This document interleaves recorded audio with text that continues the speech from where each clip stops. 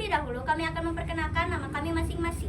Halo semuanya, perkenalkan nama saya Aulia Nazwa. Perkenalkan nama saya Rehan Janur Aditya. Perkenalkan nama saya Pipa Dewi Santigi. Perkenalkan nama saya Cahaya Salsabila. Perkenalkan nama saya Lintang Dwi Janwa. Perkenalkan nama saya Aang Papi. Perkenalkan nama saya Siti Miati Hamidah. Mari kita simak video kita. Yang pertama yaitu kita akan membahas tentang sumber daya air. Yang kesatu yaitu cara melestarikan sumber daya air. Cara melestarikan sumber daya air antara lain seperti berikut. 1. Menghemat air. 2. Membangun sumur resapan. 3. Melaksanakan program kali bersih. 4. Mencegah masuknya gas pencemar pada air. 5. Merawat dan membersihkan pintu-pintu air. Dan 6. Memelihara hutan di sekitar perairan. Yang kedua yaitu dampak sumber daya air. Dampak sumber daya air antara lain yaitu 1. Ancaman kesehatan akibat pencemaran dan kelangkaan. 2. Gangguan ekosistem dan krisis pangan. Dan 3. Kelangkaan air bersih dapat memicu penyakit seperti diare dan kolera. Yang ketiga yaitu pencemaran air dan penyebabnya. Pencemaran air adalah masuknya zat pencemar pada air yang membuat kualitas pada air menurun. Penyebabnya 1. Limbah pemukiman, air sabun, minyak, dan lain-lain. 2. Limbah pertanian, sisa pupuk, pestisida, insektisida, dan lain-lain. 3. Limbah industri, logam bulat, pelarut, lumpur, dan lain-lain. Kedua yaitu kita akan membahas tentang sumber daya tanah. Yang kesatu yaitu cara melestarikan sumber daya tanah. Cara melestarikan sumber daya tanah antara lain seperti berikut. 1. Mengolah tanah dengan benar. 2. Tidak melakukan pemupukan berlebihan. 3. Tidak buang sampah sulit terurai ke tanah. 4. Membuat terasering atau sengkedan.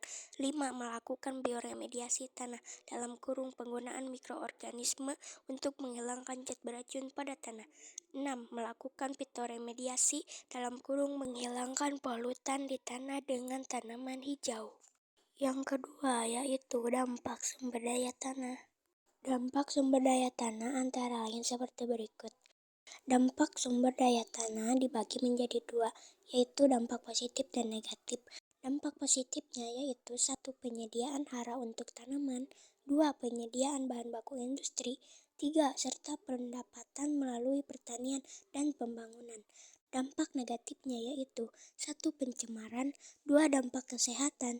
3. Dampak penurunan permukaan tanah. Yang ketiga yaitu pencemaran sumber daya tanah dan penyebabnya. Pencemaran sumber daya tanah adalah keadaan di mana bahan kimia buatan manusia masuk dan merubah lingkungan tanah alami. Penyebabnya 1. Penggunaan pupuk pestisida atau herbisida pada pertanian. 2. Sampah yang tidak mudah hancur. 3. Limbah radioaktif biomedik dan industri non-radioaktif. 3. Yaitu kita akan membahas tentang sumber daya udara. Yang kesatu yaitu cara melestarikan sumber daya udara. Cara melestarikan sumber daya udara antara lain 1. Menggunakan transportasi umum. 2. Melakukan penyaringan pembuangan gas.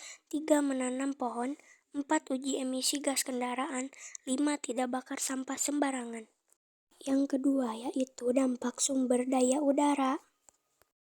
Dampak sumber daya udara antara lain yaitu 1. Polusi udara yang merugikan manusia. 2. Merusak lingkungan. Dan 3. Menimbulkan kerugian ekonomi biaya perawatan kesehatan dan kerugian pertanian. Yang ketiga yaitu pencemaran sumber daya udara dan penyebabnya. Pencemaran sumber daya udara adalah rusaknya kualitas udara akibat masuknya zat-zat berbahaya polutan dalam jumlah yang melebihi batas normal. Penyebabnya yaitu 1. Pembakaran bahan bakar fosil. 2. Bakar sampah. 3. Penggunaan kendaraan. 4. Asap industri atau pabrik.